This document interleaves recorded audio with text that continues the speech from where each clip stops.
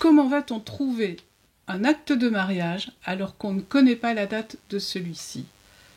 Le pas à pas d'aujourd'hui va concerner les éléments souvent inconnus de notre généalogie, que sont les dates. Et dans le cas présent, c'est celui du mariage. Comment faire pour trouver une date inconnue? Cette recherche va nous conduire à utiliser le raisonnement, la patience et vos notes. Vous pourrez également consulter l'article de la semaine dernière qui concerne les registres, les index, les tables décennales. Le plus simple pour vous expliquer ceci est de prendre un exemple, celle de notre famille fictive, avec Julien Bienvenu comme personnage racine. Si vous m'avez suivi jusqu'ici, mais sinon je vous le rappelle, nous avons connaissance de Julien, de ses parents, et au niveau des grands-parents, qui sont au nombre de 4, il y a des lacunes. En fait, on ne connaît pas les dates de mariage. Parce que, voilà, c'est pas quelque chose dont on parle chaque année dans certaines familles.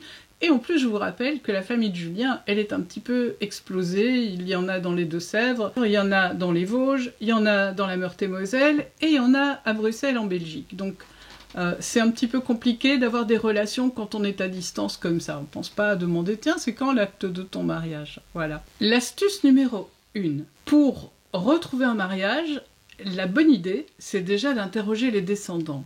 Alors, rappelez-vous, je vous avais expliqué qu'au cours des réunions de famille, que ce soit à Noël ou maintenant, là, vous savez, au mois de mai, c'est la période des fêtes de famille, des communions, etc. C'est le moment de discuter et d'essayer d'aller à la pêche aux informations.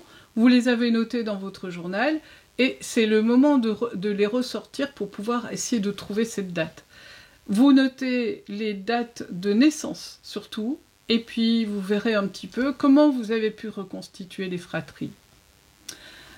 L'astuce numéro 2, préparez votre tableau de recherche. Alors grâce au tableau de recherche, vous regarderez la vidéo qui a été faite là-dessus, vous allez pouvoir comprendre où sont les patronymes et les prénoms, pour ne pas se tromper de branche familiale.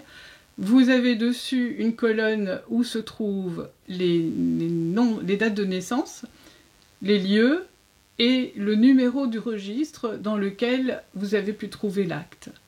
Donc vous préparez ça en amont et ensuite, vous pourrez noter vos informations au fur et à mesure que vous allez retrouver les choses. L'astuce numéro 3. La lignée agnatique, ça veut dire la lignée par les hommes, par le patronyme masculin. Alors, je vais dire que c'est la lignée la plus facile à retrouver, puisqu'elle reste la même de génération en génération. Dans le cas de Julien Bienvenu, son père s'appelait Bernard Bienvenu, son grand-père c'était Alphonse, etc., etc. Donc on a une ligne directe paternelle, vous pouvez les noter dans votre journal, et ainsi ça simplifiera vos recherches de ce côté-là. L'astuce numéro 4. La lignée cognatique, ou la lignée par les femmes. Bien sûr, à chaque génération, le patronyme des femmes change, sauf exception où il y aurait une naissance illégitime. Donc il est un peu plus difficile de remonter dans ces branches sans avoir davantage de précision. Donc c'est vraiment une bonne raison de rechercher l'acte de mariage. Regardez la vidéo concernant le mariage et tous les détails que vous pouvez trouver dessus. L'astuce numéro 5. Pour les mariages, vous pouvez utiliser les tables décennales, donc les tables qui sont faites tous les 10 ans. Qu'est-ce qu'il y a dedans? Tous les patronymes, donc on aura tous les bienvenus. C'est un patronyme qui n'est pas très courant, c'est pas comme Petit ou Durand, et vous pourrez les noter tous. Mais il y a un danger à ça, c'est-à-dire que si vous les notez tous et qu'ils ne font pas partie de votre famille, vous allez vous retrouver avec des individus qui n'ont rien à voir avec vous. Je prends l'exemple des Petits, c'est un patronyme qui est tellement répandu en France, en Belgique, que vous risquez de vous retrouver avec, je sais pas moi, des centaines de milliers de petits qui ne sont absolument pas dans votre famille. Vérifiez bien le lieu, parce que ça vous donne une bonne indication, et notez quand même les références, vous faites un cliché, vous faites une prise d'écran, vous notez les références, et ensuite, vous mettez ça dans votre journal de façon à garder cet outil sous la main. Il faut faire attention aussi au prénom, parce qu'il y a des familles où le prénom se transmet de père en fils. Par exemple, Pierre Bienvenu est transmis au fils qui va s'appeler Pierre Bienvenu, et ainsi de suite. Et vous allez avoir comprenez bien, une petite difficulté. Ce seront les dates qui vont vous aider. Mais vous pouvez aussi avoir la même chose, parce que en honneur au grand-père, le cousin aura fait la même chose. Donc vous aurez un cousin qui va porter le même prénom que le grand-père qui s'appelait Pierre. Donc vous aurez peut-être à la même époque deux Pierre qui sont nés à peu près aux mêmes dates. C'est à vous à vérifier la parenté. Donc qui est le père et qui est la mère. Sans ça, vous allez mélanger en fait toutes les familles et tous les actes.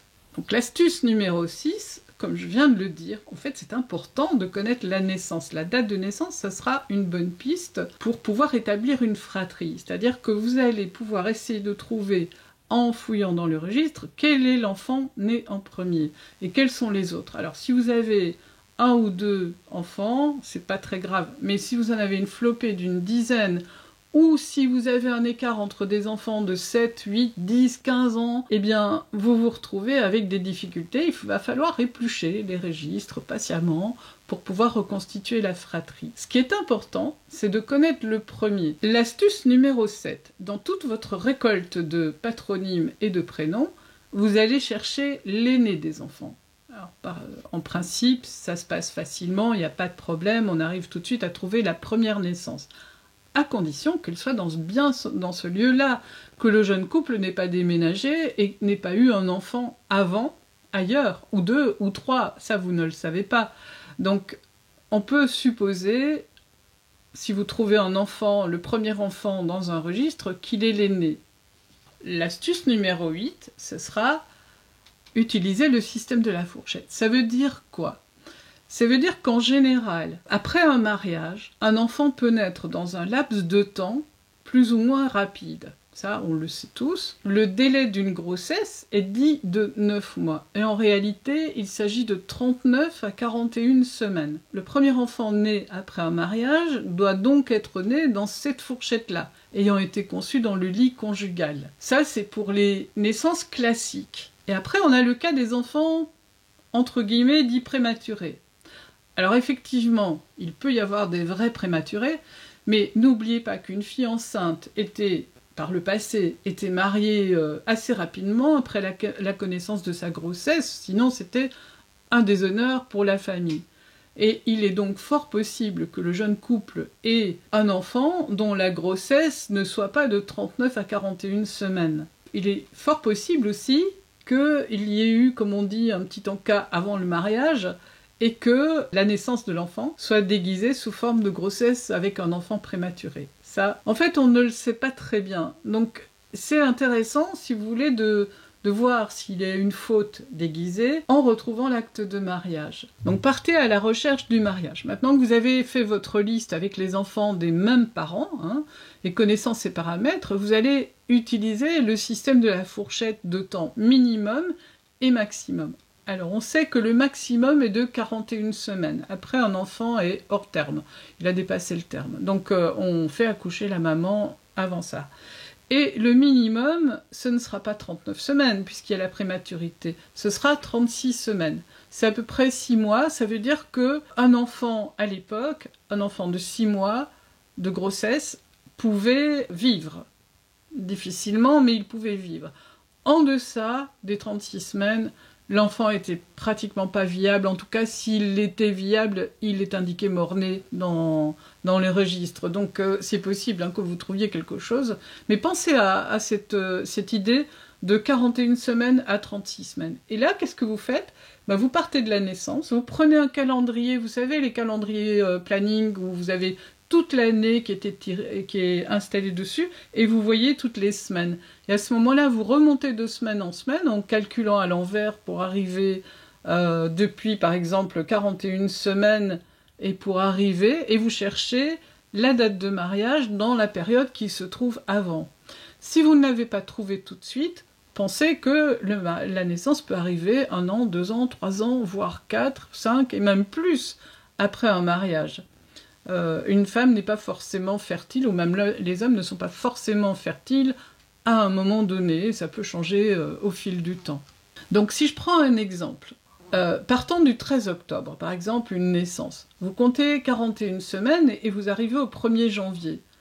Et si vous calculez 36 semaines, en fait vous arrivez au 9 septembre. Donc la fourchette de grossesse se trouve entre le 9 septembre et le 13 octobre. Le mariage peut avoir lieu dans toute cette période, mais peut avoir eu lieu avant aussi. Ça vous donne une piste. Après, c'est à vous à chercher, et les recherches peuvent être un petit peu plus longues que ce qui est prévu, ça dépend. Si jamais vous ne trouvez pas de mariage dans cette date de temps, eh bien, c'est que vous n'êtes pas sur la bonne commune, tout simplement. Donc, il faut que vous cherchiez ailleurs, essayez de trouver d'autres pistes, et là, c'est un petit peu plus compliqué, je l'avoue, et voilà. J'espère que ce pas à pas vous est utile. Nous nous retrouvons la semaine prochaine. N'hésitez pas à vous abonner, à partager, à liker. Et puis, n'oubliez pas que je vous réserve des nouveautés chaque semaine. Je vous dis bye bye et à bientôt.